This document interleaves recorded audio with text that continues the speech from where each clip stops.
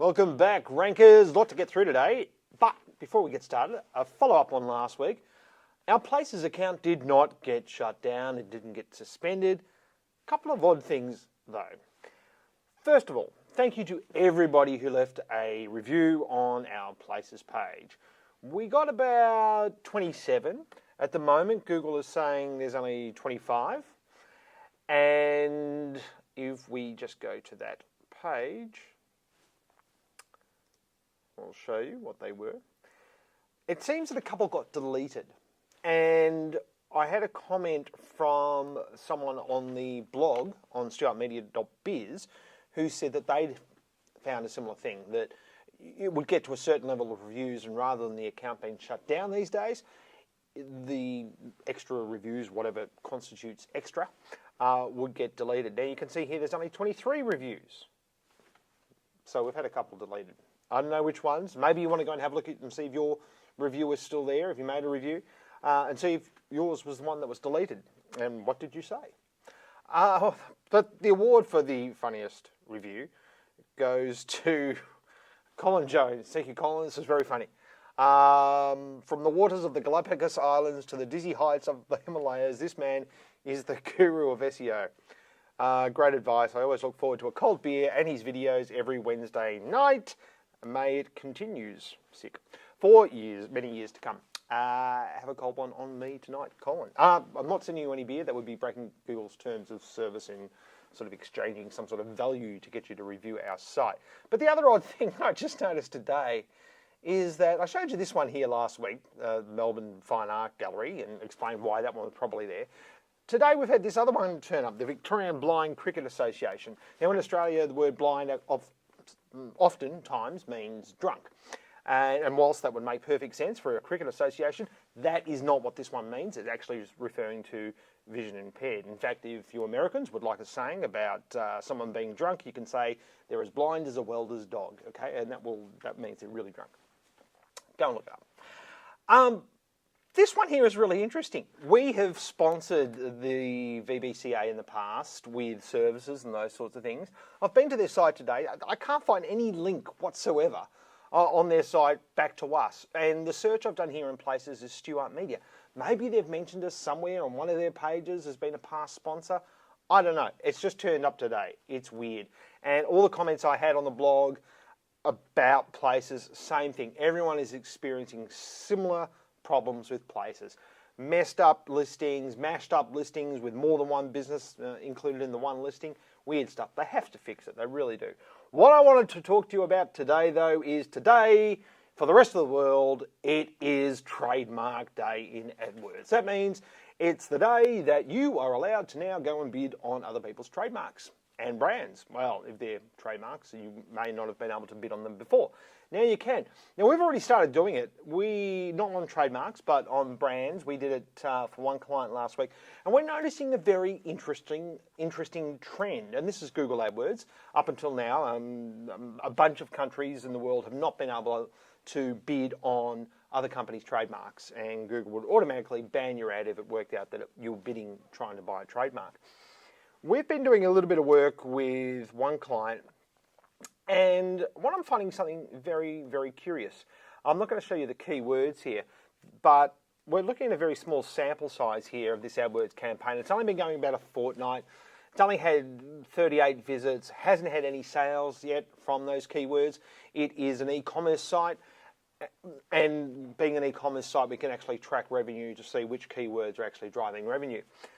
This one hasn't got any revenue yet from those 38 visits. But what I'm noticing here is something very, very interesting, is that we've got 10.68 visits, pages per visit, I should say. So each one of these 38 on average is visiting 10 pages, which means then, of course, it has an incredibly low bounce rate. It's rare that you would see bounce rates like this. And of course, you know, some of the bounce rates are a lot better for those 38 visits, and some are a lot worse. But to get a 10% bounce rate on an AdWords campaign is pretty nice numbers. Like if you can get it around 20%, you're doing really well. So 10% is like, whoa, what's going on here? All I can think of that may be happening here is that we're introducing our client's brand to people who are searching for another brand that is selling a similar product. So what's the lesson? What's the takeaway you can... I was going to say, what's the takeaway you can take from this? But that would be stupid, wouldn't it? So I'm not going to say that. But what's the lesson? Okay, the lesson is that if you've got a brand that isn't very well known, or an e-commerce store that isn't very well known, you can go and start now bidding on other people's trademarks. You've got to be careful about this. Like, there's no reason maybe that the person whose trademark you're bidding on may mount some other sort of legal campaign to stop you doing it. I don't know. Speak to your lawyer about that. But find one that's cheap to bid on, and if you're in the finance space as well, if you're in the insurance space, as I showed you a couple of weeks ago, there's some big opportunities there where major trademarks, major brands aren't bidding on their own brands. You can go and jump in on that traffic for people searching for those brands. And what this shows for me, once again, caveat, small sample size, I know, but we're introducing a brand to people who are searching for a different brand, but our clients are selling the same thing. Now, if you can do some compelling ad copy, and I'm not suggesting for a moment you should use the brand name or the trademark name in your ad, because you'll probably get into trouble there from Google.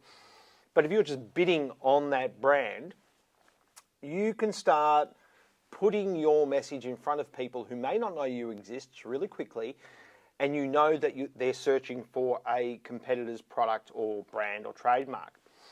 And my theory here is that the majority of these people, it says right here, are new visitors to our client's site. So we've got 76% new visits. And average visit duration, 5 minutes. And, pages per visit, 10.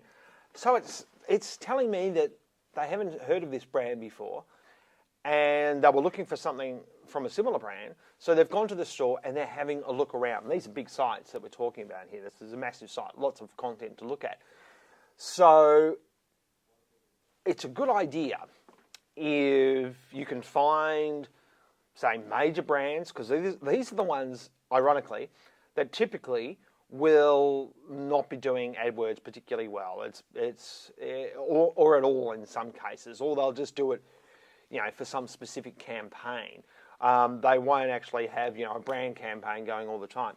You can go in very cheaply in a lot of cases. I mean, some of these are most of these are less than $1 a click for some major retail brands that we're putting our ads in front of. And we're introducing our client's brand to these users that may have not known they existed. And it would seem from these numbers, they didn't know they existed. So I would expect to see this number increase, and I would start to expect us to see some good conversion rates on these sorts of campaigns. And you've got to be clever about your ad copy with this too. You've got to think about, okay, if a user is searching for someone's brand, what's the keyword, what's the trademark, what could they possibly be looking for? And then make sure you have a compelling message that meets that user's needs. So they go, oh, that's interesting. I didn't know they existed. They've got the same thing. Oh, and they've got a sale on right now. Oh, cool. I'll click on that. That's what it's about.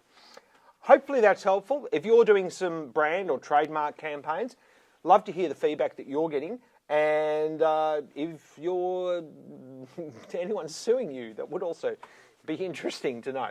And that is it for this week. We'll see you next week. Thanks very much. Bye.